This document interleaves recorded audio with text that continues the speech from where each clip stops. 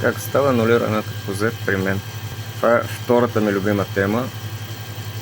Z нулирането.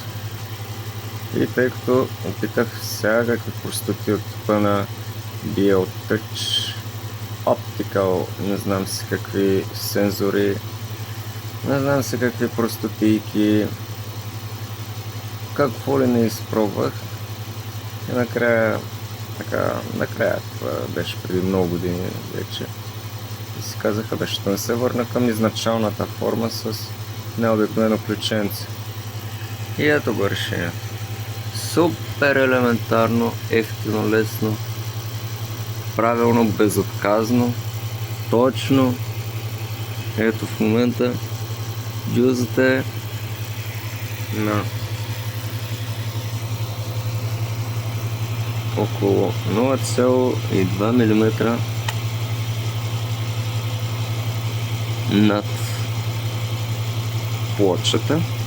Тя не трябва да е така, тя трябва да е точно на нулата. Може би с една,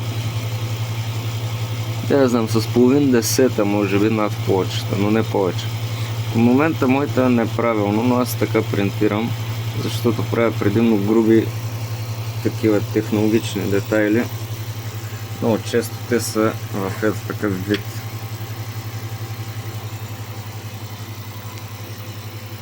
Да речем някакво ъгълче,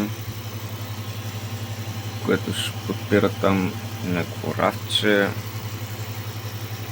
някакви стойки, някакви подпори, държачи и въобще не е необходимо да има свръх хубав първи слой.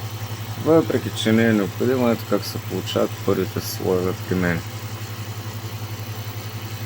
Момент само да обърна да се вижда малко по-ясно. Ето първи слой с тази настройка. Вижда се, че е малко по-високо. Окей. Но това за мен в този случай не е никаква болка за умиране. Просто първия слой му се виждат контурчетата. Няма проблем.